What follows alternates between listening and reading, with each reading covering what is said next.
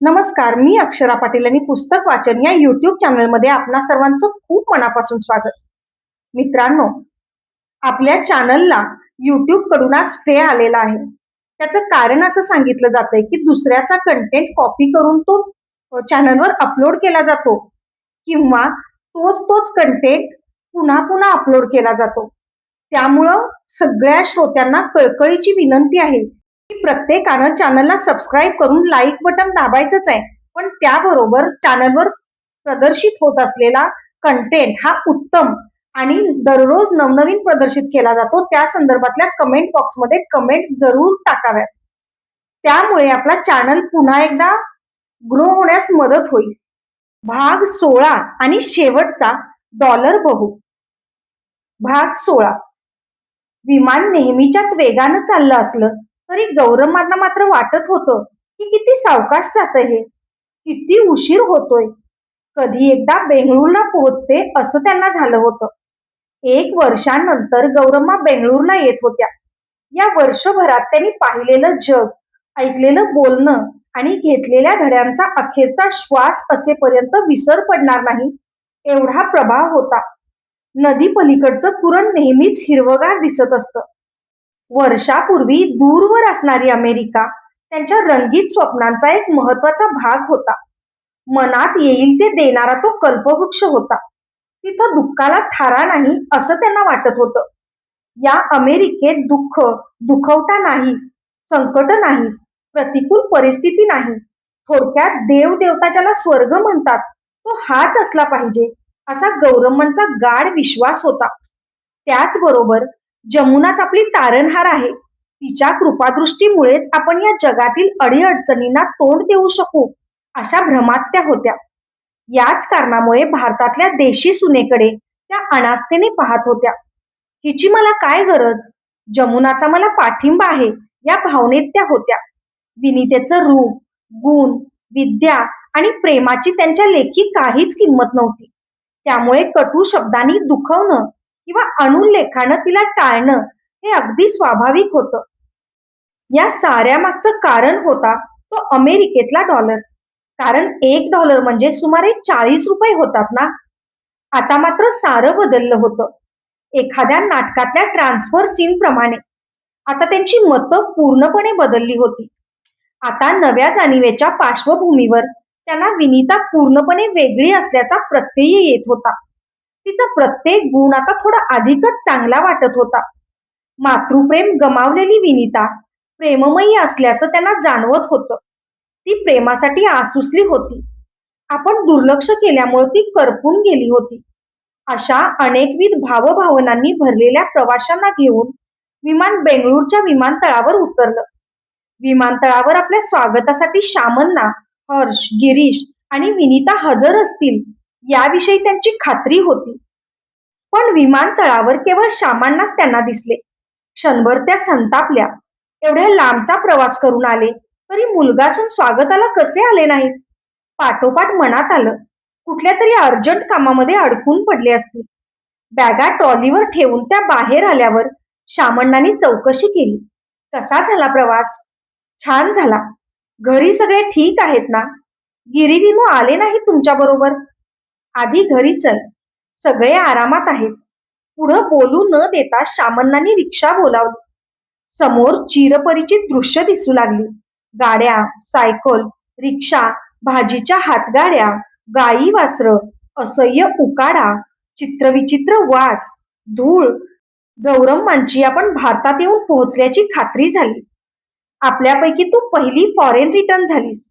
मला तर भीती वाटत होती तू तिथंच रमशील आणि तिथं या म्हणून मलाच हट्टानं यायला लावशील. वाचलो मी. काहीतरीच तुमचं. तुम्हाला इथं टाकून शेवटपर्यंत कसं कोण तिथं राहील? त्या तीव्र दृष्टिक्षेप टाकत म्हणाल्या. तू तर अमेरिकेला स्वर्ग मानतेस ना, म्हणून वाटलं तिथं स्थळ ठोकशील म्हणून. काही नको तो स्वर्ग आपल्याला. किती केलं तरी आपलं गाव ते आपलंच. जाऊ दे तो विषय. विनिता सुरभी काय म्हणतायत? मला तर वरचेवर विनिताची आठवण होत होती. हर्षचीही. काय? विनिताने हर्षची आठवण? शामण्णांनी दचकून विचारलं. सूर्य पश्चिमेला उगवल्याचा त्यांना भास झाला. दोघांचीही होय, फारच आठवण झाली. सांगेन घरी गेल्यावर. हं, मीही घरी गेल्यावरच सांगेन. श्यामण्णाही म्हणाले. त्यांचं मन 2 महिन्यांपूर्वी घडलेल्या घटनांकडे धावलं. विनीतानं कितीही प्रयत्न केले तरी तिला उत्तम सून हे बिरुद मिळालंच नाही. पदोपदी जमुनाचं कौतुक आणि विनीताचा पाणउतारा ठरलेला होता. कधी प्रत्यक्ष बोलून तर कधी न बोलता वागण्यातून दाखवलं जायचं. विनीतानंही पाहिलं होतं.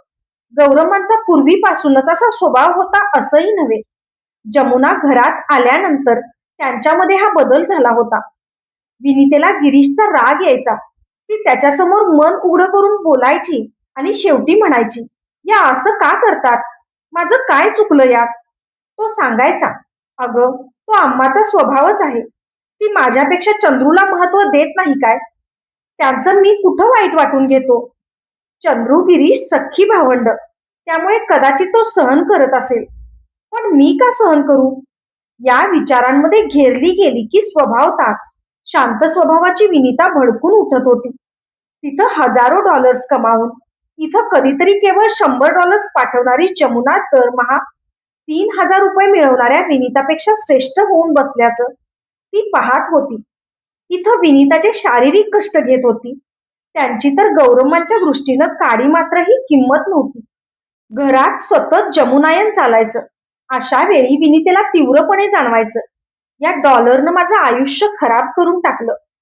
दिवस जातील तसं विनिता स्वतःच्याच कोशात गुरफटून जाऊ लागली. अशाच मनस्थितीत तिनं आपल्या गावी जाऊन आपलं बाळंतपण करून घेतलं होतं. श्यामण्णा तिची मनस्थिती निरखीत होते. पत्नी अमेरिकेला जाऊन आल्यानंतर तर विनितेचं जगणं आणखी मनस्तापानं भरून जाईल हे कुणा ज्योतिषानं सांगायची गरज नव्हती. लहानग्या हर्षला सांभाळत घरची कामं करणं तिला कठीण जाणार नाही. पण रात्रंदिवस जमुनापुराण मात्र तिला मनस्ताप देत राहील हे स्पष्ट होतं. तसं पाहिलं तर विनिता शांत स्वभावाची होती. तिच्या अवास्तव अपेक्षाही नव्हत्या. पण कुठल्याही गोष्टीचा अतिरेक झाला की कडेलोट होणारच ना. याचा परिणाम म्हणून तिच्या मनात जमुनाविषयी पराकोटीचा द्वेष निर्माण झाला होता. आपण सर्वच बाबतीत जमुनापेक्षा सरस आहोत हे सत्य तिलाही समजत होतं. पण जमुना डॉलर बहू झाली होती ना. विनिता भिक्षुकिनीच्या स्थानावर होती. तिलाही वाटत होतं, मीही अमेरिकेत असते तर अशीच 3 वर्षातून 30 दिवसांसाठी आले असते. येताना सगळ्यांसाठी साड्या आणल्या असत्या.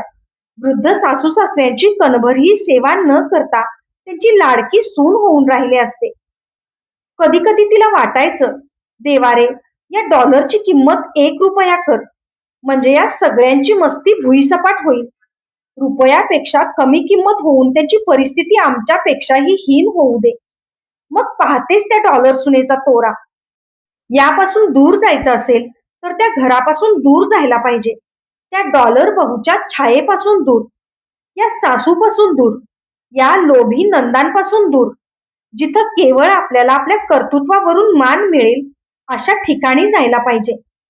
पण हे कसं शक्य आहे? अपार मायेचा सागर असलेल्या श्यामण्णांना सोडून कुठं जायचं? श्यामण्णा काही तिचे केवळ सासरे नव्हते. तिच्या प्रत्येक भावनेची जाण ठेवणारे घरातले आत्मीय होते. तिच्या बारीक सारीक सुखदुःखांची दखल घेणारे अत्यंत जवळचे स्नेही झाले होते. अनेकदा गिरीशनं तिच्या भावनांची हेळसांड केली तरी ते तिचं अंतर्मन स्पष्टपणे वाचत होता. तिच्या मौनाचाही अर्थ त्याला उकलत होता. एकदा मौनाचा अर्थ उमजण्या इतकं जवळचं नातं जुळल्यावर शब्दांचा अर्थ समजून घेणं फारच सोपं होतं. गौरम्मा जमुना विना काय सुरेख वाजवते असं कौतुक करू लागल्या की श्यामण्णा लगेच म्हणायचे, पण आमच्या विनूच्या आवाजाची सर कुणाला येईल? विनू म्हण ना एखादं गाणं. किती दिवसात ऐकलं नाही. साहजिकच जमुनेच्या कौतुकाला तेवढ्यापुरती का होईना खीळ बसायची. काही वेळा तर सुरभीही आईवर या कौतुकामुळे चिडायची. अशा सासऱ्यांना कसं सोडून जायचं? एकीकडे विनिताचं मन स्वातंत्र्याची अपेक्षा करत असलं तरी दुसरीकडे या पितृहृदयी सासऱ्यांच्या मायेत गुरफटून जाऊ इच्छित होतं. अशा गौरम्मा अमेरिकेतून परतल्यावर हर्षची उपेक्षा करून मानसीचं गुणगान केल्याशिवाय कशा राहतील? अशा परिस्थितीत वाढणाऱ्या हर्षच्या मनावर काय परिणाम होईल? तोही बधीर झाल्याशिवाय राहणार नाही. गिरीश आपल्या अनेक उद्योगांमुळे सतत घराबाहेरच राहतो. ह्या गुणगानामुळे सतत घरात राहणाऱ्या विनितेच्या कानाला भोकं पडतील. मग तिनं कुठं जावं? काय करावं? आपण न पाहिलेली, केवळ इतरांकडून जिचं भरपूर वर्णन ऐकलं, जिनं फक्त फोटोमध्ये दर्शन दिलं ती अमेरिका असेल तरी कशी? 3-4 हजारात भागण्यासारखं असतं तर एकदा बघून तरी आली असती. पण 60,000चं तिकीट ही गरीब मास्तरीण कशी काढू शकेल? शशीसारख्या मुलीशी ठरलेलं लग्न शंकरनं केवळ अमेरिकेला जायला मिळावं म्हणून मोडलं होतं. असलं वागायला लावणारी अमेरिका असेल तरी कशी? केवळ अमेरिकेला गोपी जाणार नाही म्हटल्यावर आईचं ऐकून प्रेम पायदळी तुडवणाऱ्या सुरभीची आठवण झाली. हेही करायला लावणारी अमेरिका असेल तरी कशी? कृष्णाच्या मोहक मुरलीवर मोहित होऊन सगळ्या गोप स्त्रिया घरदार सोडून निघून यायच्या म्हणे. तसंच या अमेरिकेच्या हाकेसरशी साऱ्या जगातील माणसं प्रेम, माया आणि इतर नात्यांची बंधनं सोडून धावत सुटतात. कोणती शक्ती आहे अमेरिकेकडे? आईच्या मुलांवरील प्रेमामध्ये भेदभाव नसतो असं सगळे म्हणतात. पण विनिता हे कसं मान्य करेल? एका डोळ्यात चुना आणि दुसऱ्या डोळ्यात लोणी घालायची कला गौरम्मांना जमते. गिरीश खिजगंतीतही नाही आणि चंद्रू मात्र देवता समान. आपल्या डोक्याची 2 शकलं होतील की काय असं विनिताला वाटू लागलं. असह्य झालं तेव्हा ती अर्ध्या दिवसाची रजा टाकून घरी आली. पुढच्या महिन्यात सासू येणार या विचारानं तिचं डोकं भणभणू लागलं. सासऱ्यांना जाग येऊ न देता हळूच दार उघडत असताना शामण्णानीच दार उघडलं. म्हणजे शामण्णा जागेच होते तर. विनितेला आश्चर्य वाटलं, कारण तिला ठाऊक होतं शामण्णांना ही दुपारची झोप अत्यंत प्रिय होती. विनितानं लगोलग शामण्णांना कॉफी करून दिली. शामण्णांचा चेहरा उतरला होता. कॉफी पिता पिता ते म्हणाले, विनिता, माझ्या मनात एक विचार आला आहे. त्यावर तूही तुला काय वाटतं ते सांग. संकोच करू नकोस. काय अण्णा? तुझी सासू आणखी 1-1.5 महिन्यात परत येईल. आतापर्यंत तिनं जी अमेरिका वर्णनाची लांबलचक पत्र लिहिली आहेत त्याचं मोठालं पुस्तकच होईल. मला वाटतं अजूनही तिच्या मनातला अमेरिका मोह कमी झालेला नाही. त्यांची नजर झोपलेल्या हर्षकडे गेली. घशाशी आलेला आवंडा गिळत ते म्हणाले, तू मला मुलीपेक्षाही अधिक जीव लावला आहेस. तुझ्या मानसिक दुःखाला हे सारं कारणीभूत झालंय हे मीही पाहतोय. तू वेगळं घर करून निघून जा. आश्चर्यचकित व्हायची पाळी विनितेची होती. मनात 1000 वेळा आलेला तो विचार, संस्कार, संकोच आणि सासऱ्यांचा स्वभाव यामुळे व्यक्त न करता ती घुसमटत होती. तोच विचार अण्णा सरळपणे मांडत होते. हे स्वप्न नाही, वास्तव आहे. विनितेचा स्वतःवरच विश्वास बसेना. शामण्णाच पुढे म्हणाले, विनू, हा निर्णय तुझ्या दृष्टीनं अत्यावश्यक आहे. अर्थात हर्षला सोडून राहणं मलाही सोपं जाणार नाही. त्यांनी डोळे टिपले. त्यांच्या डोळ्यातलं पाणी पाहून विनिता विरघळली. वाटलं मीच जमुनानी सासूबाईंबरोबर नीट जुळवून घेऊ शकले नाही की काय? माझं चुकलं की काय? तिनं हे बोलून दाखवताच ते म्हणाले, नाही विनू, तुझं काहीही चुकलेलं नाही. मला तुझ्या मृदू स्वभावाची ओळख पूर्णपणे आहे. त्यामुळेच मी तुला वेगळी राहा म्हणते. इतकं चांगलं असणं योग्य नव्हे विनू. मातीमध्ये दगडाचीही आवश्यकता असते. तुझीच चूक आहे असं का मानतेस तू? जमुनानं तुझ्याशी कुठं जुळवून घेतलं? गौरीनं कधी तुझ्या मनाचा विचार केला? सतत इतरांची चाकरी करण्याची गुलामगिरी तू पाळू नकोस. त्यामुळे मनात स्वतःविषयी क्षुद्रतेची भावना खोलवर रुजली जाते. तुझं आजवरचं आयुष्य इतरांसाठी कष्ट करण्यात गेलं आहे. यानंतर तरी तू मोकळ्या मनानं गा. तुझ्यासाठी जग. अण्णा, कुठं जाऊ मी? तुझ्या घरी. धारवाडमध्ये तुझं घर आहे. विसरलीस? गिरीशला बेंगळूरहून धारवाडला बदली मिळणं कठीण नाही. डीईओला सांगून मी तुझीही तिथं बदली होईल हे पाहीन. आणखीही सांगून ठेवतोय, यानंतर तुम्ही इथं पैसे पाठवायचे नाही. चंद्रूनही पाठवायची गरज नाही. आम्हा दोघांना पुरेसं पेन्शन येतं. तुम्ही गेल्यावर माडीवरची जागा भाड्यानं देईन. आमच्यावर तशी कुठलीही जबाबदारी नाही. खर्चही कमी आहे. वृद्धत्वाच्या दिशेनं वाटचाल करणाऱ्या सासऱ्यांच्या मनातली उदारता बघून विनितेचा आवाज कातर झाला. अण्णा, तुम्ही आमच्या बरोबर येत नाही? विनू, तुझं घर ते माझंच नाही काय? तुम्ही काही परदेशी जात नाही. इथं रात्री बसमध्ये बसलं तर सकाळी तुझ्या घरी येऊन पोहोचू. हातपाय चालेनासे झाल्यावर आम्हाला तरी कोण बघणार आहे? तूच आमची म्हातारपणाची काठी आहेस. आमची म्हातारपणाची काठी मोडून जाऊ नये म्हणूनच तुला वेगळी राहा म्हणतोय मी. विनिता आश्चर्यानं सासऱ्यांकडे पाहत राहिली. विनू, ती पुराणातली कथा ठाऊक आहे ना? कद्रू आणि विनुता नावाच्या दोन सवती होत्या. इथं तुम्ही दोघी जावा जावा आहात एवढाच फरक. ती विनुता होती आणि तू विनिता आहेस. विनितेच्या चेहऱ्यावर त्याही परिस्थितीत हसू उमटलं. कद्रूला नेहमीच विनुतेविषयी असूया वाटायची. कद्रूला 100 मुलं होती. विनुतेला मूल नव्हतं. पुढं क्षुद्र फसवणुकीमुळे विनुता कद्रूची दासी झाली. तिची दास्यातून सुटका करण्यासाठी तिच्या पोटी पुत्र जन्मतो आणि स्वर्गातून अमृत घेऊन येतो. तोच गरुड. ही कथा खरी आहे की काल्पनिक आहे कोण जाणे. ही कथा ऐकताना मला मात्र नेहमीच तुझी आठवण होते. हर्ष भरपूर शिकून अमेरिकेत जाईल आणि जमुनापेक्षा जास्त डॉलर्स मिळवेल, तेव्हा तुझी या डॉलर शापातून मुक्तता होईलच. पण त्यासाठी एवढा काळ तू गुलामीतच राहायचं काय? असं का म्हणता अण्णा? एखाद्या घराचं राहणं, टिकणं त्या घराच्या बाईवर अवलंबून असतं. तुझ्या मनावरचा संयमाचा बांध फुटून संताप उफाळून आला तर त्या ज्वाळेत आम्ही सारे होरपळून जाऊ. तू मनोरुग्ण झालीस तर आमचा संसार नष्ट होऊन जाईल. त्यावेळी आपण सगळेच एकमेकांना अपरिचित होऊ, एकमेकांचा द्वेष करू, कठीण हृदयी होऊ. विनुतेची कथा ही दास्य नष्टतेची कथा आहे.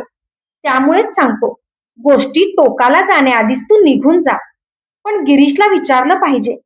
आज सकाळी मी त्याच्याशी या विषयावर सविस्तरपणे बोललोय आणि बदलीचा अर्ज द्यायलाही सांगितलाय. विनू, गिरीश स्पष्टपणे बोलत नसला तरी तोही तुझी कुचंबणा जाणून आहे. त्यामुळे अधिक वाद न घालता त्यानं माझी सूचना मान्य केली. हाही विनितेला सुखद धक्का होता. आई वडिलांचं छत्र आवश्यक आहे. त्या छत्राखाली असताना वटवृक्षाच्या सावलीत असल्यासारखं समाधान वाटतं. पण तिथं जर इतर झाडं वाढत नाहीत. चंद्रू अशा विचारांमध्ये वाढला आहे. आपल्या पायावर उभा राहून त्यानं स्वतःचं व्यक्तित्व साकार केलं आहे. आत्मविश्वासही खूपच वाढलाय त्याचा. अमेरिकेनं त्याला जीवनाचे उत्तम धडे दिले आहेत. अण्णा, कशी असेल हो ही अमेरिका? मनाला लक्ष लक्ष वेळा छळणारा प्रश्न तिनं बोलून दाखवला. विनू, मी तरी काय सांगू? मी कुठं पाहिलाय तो देश? पण माझ्या अनुभवाच्या आधारे एवढंच सांगू शकेन. चंद्रू अमेरिकेला जाऊन डॉलर मिळवू लागला. त्यामुळे आमच्या घरात काही सुखसोयी आल्या. माडीवरचं घर बांधणं शक्य झालं. सुरभीचं लग्न थाटामाटात करू शकलो. डॉलर नसता तरी हे सारं घडलंच असतं, पण इतक्या सुलभतेनं झालं नसतं. गौरी 4थीही पास झालेली नाही. ती नरसीपूरला माहेरी जातानाही सोबत हवी म्हणायची. आता एकटीच अमेरिकेला गेली. त्या देशाच्या संपत्तीनं आपल्या देशाच्या कुटुंबावर प्रचंड परिणाम घडवला आहे. पण पण काय? कुठलीही गोष्ट फुकट मिळत नसते. या डॉलरमुळे आमच्या गरिबीचं रूपांतर श्रीमंतीत झालं. तसंच घरांमध्ये भेगही पडते. घरात चढउतार निर्माण होऊन मनाची शांती नष्ट होते. हीच गोष्ट बऱ्याच जणांच्या लक्षात येत नाही. तुझ्या सासूला तर याची कणभरही जाणीव झालेली नाही. ती जाणीव असती तर तीही अशी वागली नसती. आपल्या संसारावर तिनंच निखारे ठेवले नसते. सोन्यासारख्या सुनेला डॉलरच्या बदल्यात तिनं गमावलं नसतं. मला ठाऊक आहे विनू, अज्ञान आणि गरिबी यामुळं ती तशी झाली आहे. स्वभावता गौरी दुष्ट नाही, हे तूही मान्य करशील. परिस्थितीमुळं ती तशी झाली आहे. एवढ्यात गिरीश आल्याची चाहूल लागली. अण्णा, पुढच्या महिन्यात बदली होईल. येता येता डीईओ ऑफिसमध्येही जाऊन आलो. डीईओ तुमचे विद्यार्थी होते म्हणून सांगत होते. फार आदरानं बोलत होते तुमच्याविषयी. या महिना अखेर विनितेचीही बदली होईल म्हणे. सारं इतक्या वेगानं घडलं होतं की विनितेचाही त्यावर विश्वास बसू नये. सारं पूर्णपणे विचार करून केलं असलं तरी शामण्णांचं हृदय रडत होतं. ते दाखवू न देता ते हर्षला उचलून बाहेर निघून गेले. एक ना एक दिवस हे घडायलाच हवं होतं. गिरीश विनितेनं परस्परांकडे पाहिलं. विनिता शामण्णांच्या पाठोपाठ जात म्हणाली, आम्ही अम्मा आल्यानंतर जाऊ. नको, ट्रान्सफर झाली की तुम्ही निघून जा. गौरीला सांगेन मी. पत्र लिहून आणखी गोंधळ करायला नको.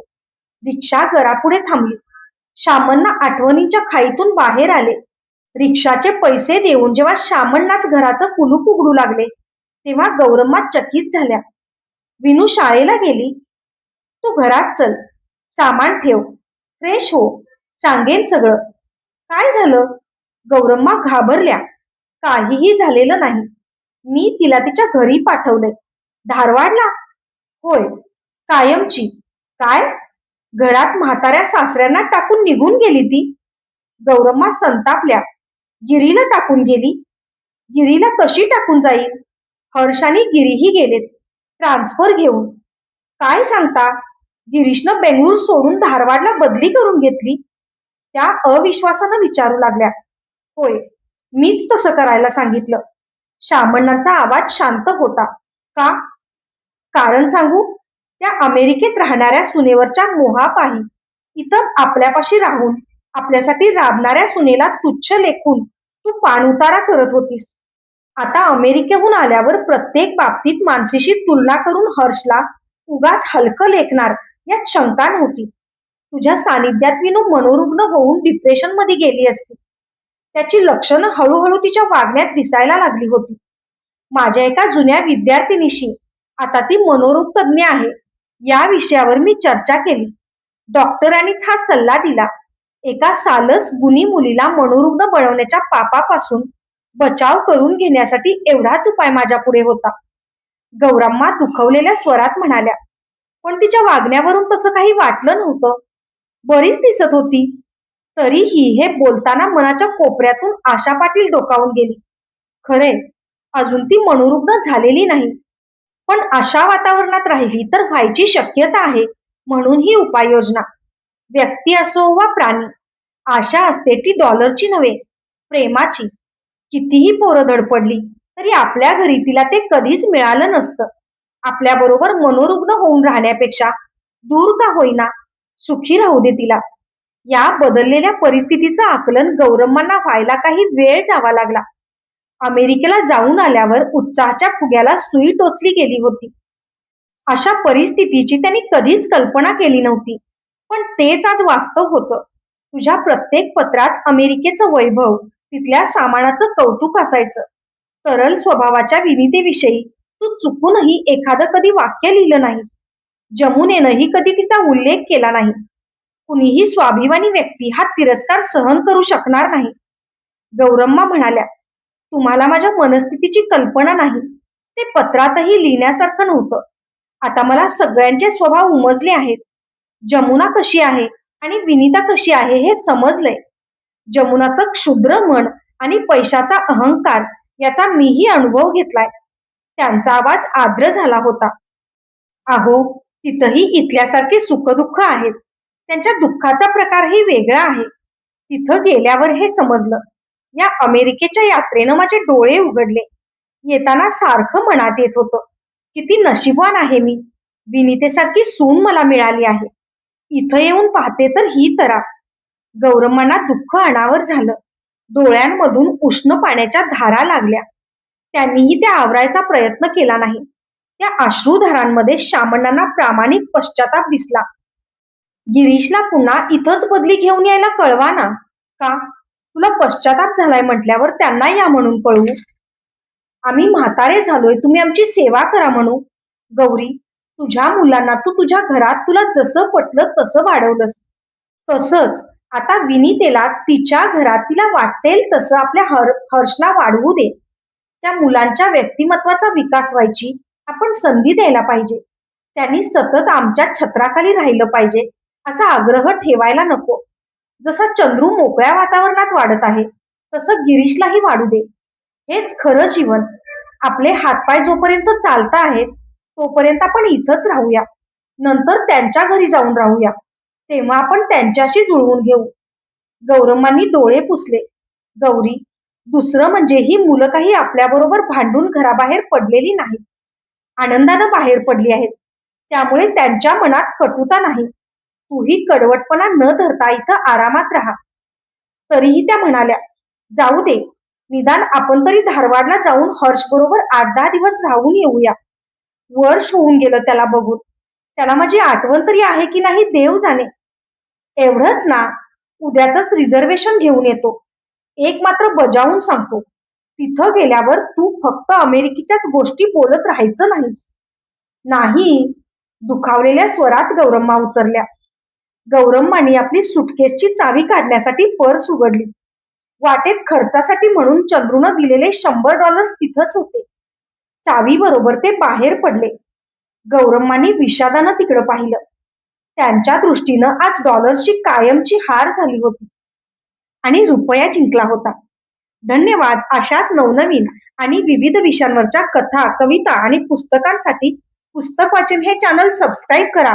आणि कादंबरी कशी वाटली, कंटेंट कसा वाटला, वाचन कसं वाटलं हे कमेंट बॉक्समध्ये प्लीज प्लीज जरूर कळवा.